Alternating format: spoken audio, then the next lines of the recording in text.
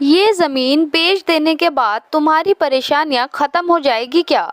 क्या इस ज़मीन के सारे पैसे मिल चुके हैं तुम्हें? तो विकास कहता है, जी हाँ मैडम, मुझे मेरी ज़मीनों का सभी रुपया मिल गया है, एक भी पैसा उधार नहीं रखा है। फिर वो उसके चेहरे को गौर से देखती है तो उसकी आंखों में आंसू भरे हुए थे। मैडम उससे आंखों ही आंखों में इशारा करते हुए पूछती है कि क्या बात है, क्या हुआ है?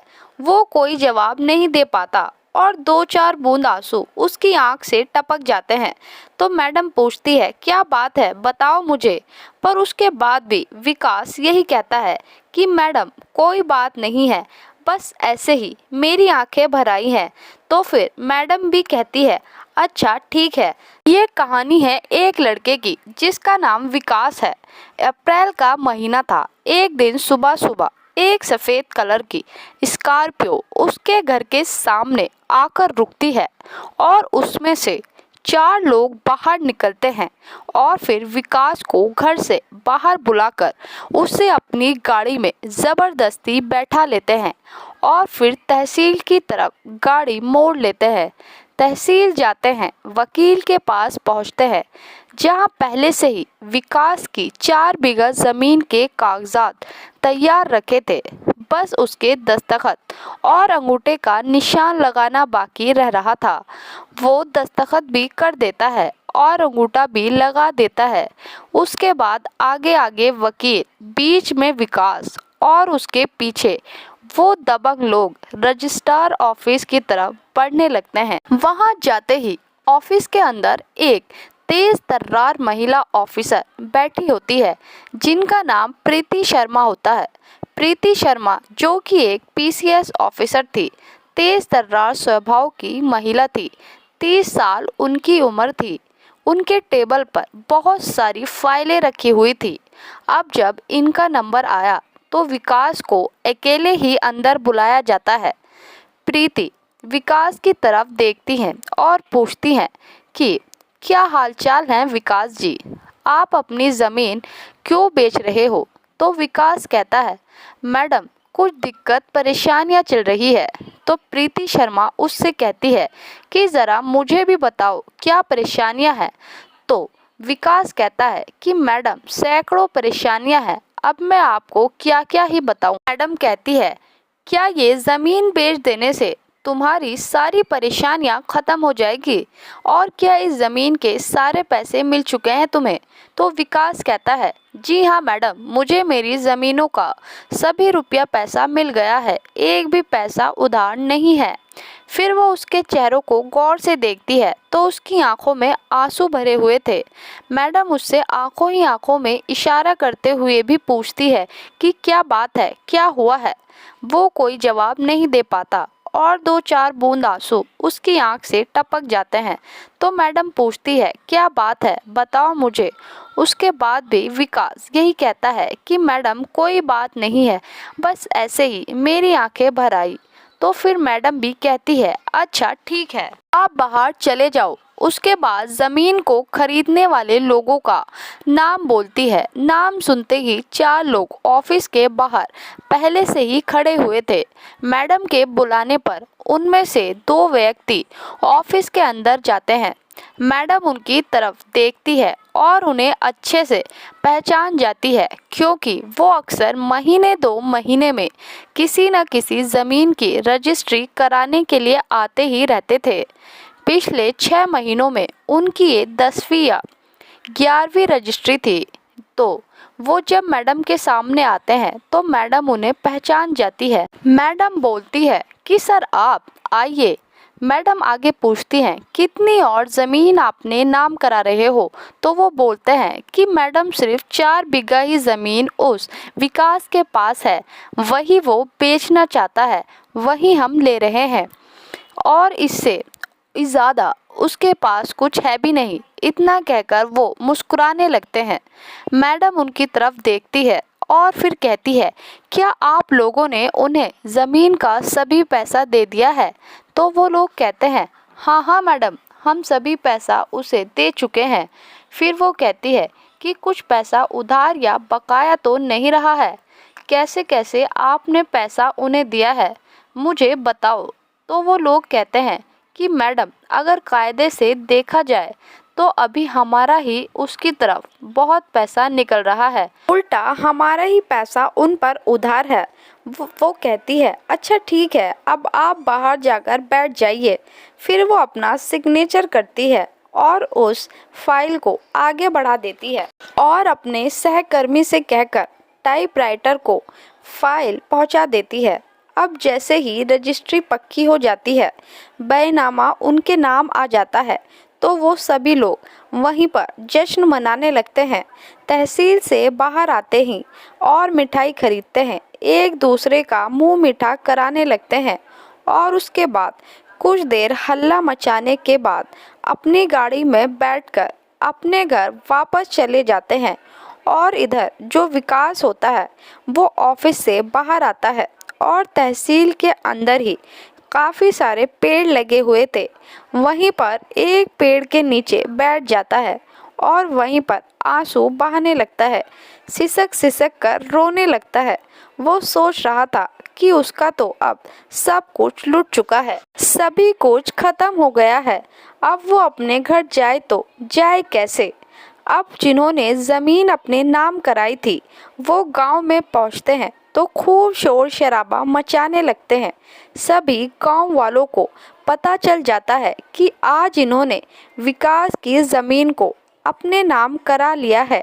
तो जो विकास की दो बहनें होती हैं वो भी देख रही थी कि ये लोग तो आ गए हैं, लेकिन हमारा भाई अभी तक वापस क्यों नहीं आया। अब उन दोनों की चिंता बढ़ जाती है क्योंकि उनका भाई 3-4 दिन पहले से ही बहुत ज़्यादा डिप्रेशन में था। उसकी बहनों को जब पता चला कि ये हमारे भाई को ज़मीन अपने नाम करवाने के लिए ले जा रहे हैं, तो वो दोनों भी भाई के साथ जाना चाहती थी, लेकिन वो विकास को गाड़ी में डालकर ले गए और वो दोनों वहीं रह जाती है। अब उन्हें अपने भाई की टेंशन ज़्यादा ही होने लगती है, तो वो गांव से बाहर जाती है और एक रिक्शा पकड़कर तहसील पहुंच जाती है। विकास पेड़ के नीचे वैसे ही बैठा हुआ कुछ सोच रहा था। ये दोनों अपने भाई को देखती है और उसके पास जाकर उसे भैया कहकर पुकारती है, तो विकास अपनी बहनों को देखकर फूट फूट कर रोने लगता है। वो दोनों भी उसके पास बैठ जाती है, उसे दिलासा देती है, चुप कराती है, लेकिन उसकी ये हालत देखकर उन दोनों बहनों की आंखों में भी आंसू आ जाते हैं। वो दोनों भी फफक फफक कर रोने लगती है और अब शाम हो चुकी थी। अब तहसील में ज़्यादा कुछ लोग बचे नहीं थे। जो भी थोड़े बहुत व्यक्ति उन्हें रोता देख रहे थे उनके पास आते हैं और पूछते हैं कि क्या हुआ है, क्यों तुम लोग रोए जा रहे हो। तो वो दोनों बहनें बातचीत करते हुए कहती है कि कोई बात नहीं, बस हमारी कुछ ज़मीन बिक चुकी है, उसी का हमें दुख है, इसीलिए रोना आ रहा है। अब उनकी बातों को सुनकर सभी लोग वापस ये कहते हुए चले जाते हैं कि ऐसा तो यहाँ रोज़ाना होता ही रहता है। अब उसकी बहनें कहती हैं कि भैया घर चलो, शाम ढल रही है, लेकिन विकास घर जाने का नाम ही नहीं लेता, मानो वो पूरी तरह टूट चुका हो। वहीं बैठे बैठे कुछ समय और बीत जाता है और तहसील भी अब बंद हो जाती है। अभी वो मैडम जो रजिस्ट्रार होती है प्रीति शर्मा, वो गाड़ी में बैठकर अपने घर को जा रही थी। वो ज़िले में ही रहती थी और ज़िला तहसील से करीब ही 10-12 किलोमीटर दूर था। वो वहीं अपने घर जा रही थी, तभी उनकी नज़र विकास के ऊपर पड़ जाती है। रेड कलर की उसने टी शर्ट पहन रखी थी। वो दूर से ही विकास को पहचान लेती है, अपने ड्राइवर से कहती है कि ज़रा गाड़ी को साइड में रोको।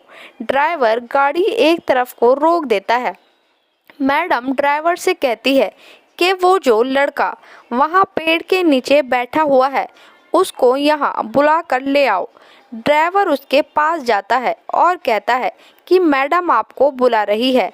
वो ड्राइवर के पीछे पीछे और उसकी दो बहनें भी है कि क्या बात है विकास, तुम ज़मीन को बेचने के बाद रो क्यों रहे हो, क्या हुआ है? क्या तुम्हारे साथ कोई ज़बरदस्ती या बेईमानी हुई है?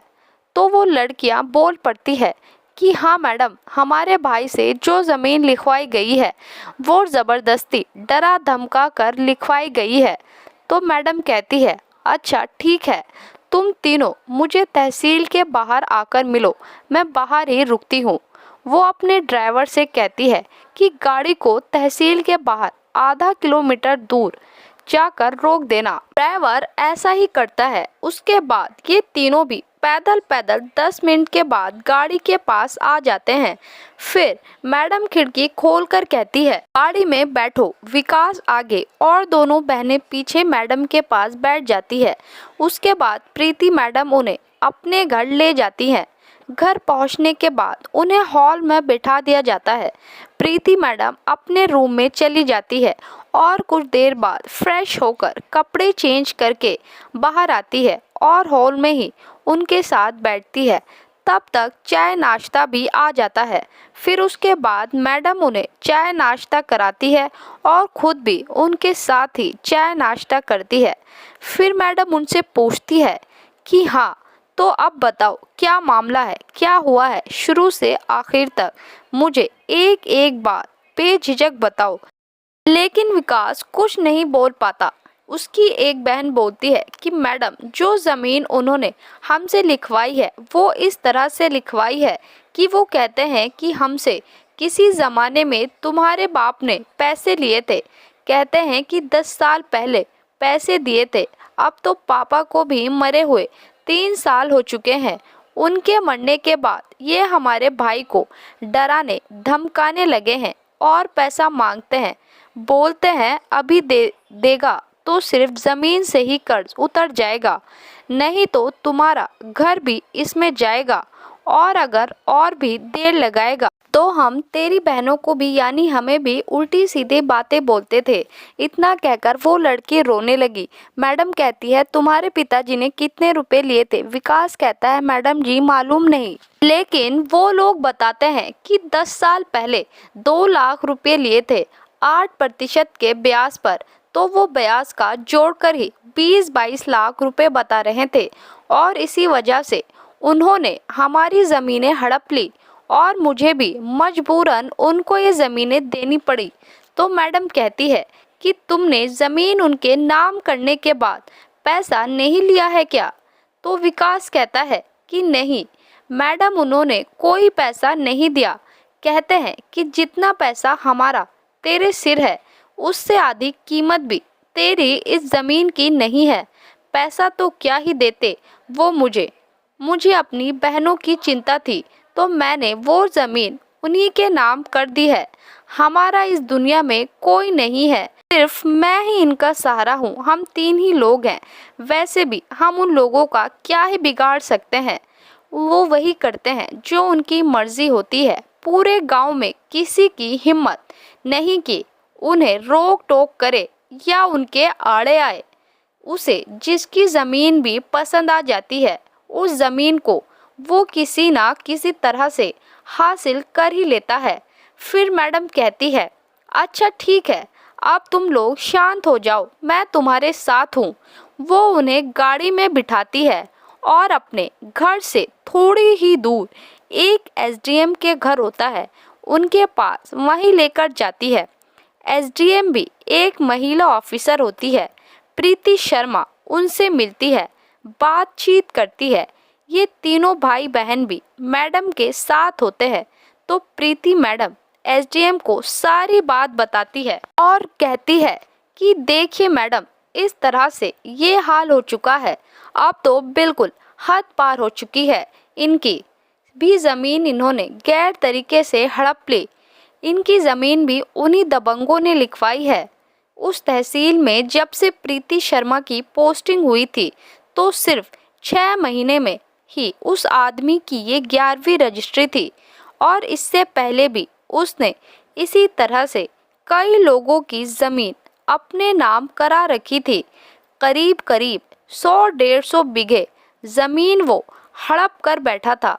इसमें वो 4-5 पार्टनर थे और इसी तरह से अपने अपने इलाकों में लोगों की जमीनें हड़प लेते थे, लोगों पर रौब झाड़ते थे, लेकिन इस पर किसी ने कोई गौर नहीं किया। मगर जब से प्रीति आई थी तो उन्होंने इस बात पर गौर किया और अपने से बड़े अधिकारियों से भी उनकी शिकायत की थी, लेकिन किसी ने कोई एक्शन नहीं लिया। मैडम चाहती थी कि ये जो ज़मीन खरीदता है इसकी जांच पड़ताल होनी चाहिए, लेकिन कोई खास ध्यान नहीं देता था।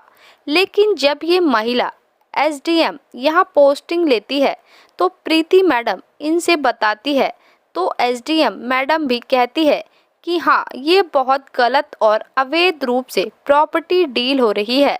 तो एसडीएम ने प्रीति मैडम से कह रखा था कि कोई भी इनके खिलाफ सबूत मिलता है, कोई भी ठोस पक्का सबूत मिलेगा तो हम ज़रूर कार्रवाई करेंगे।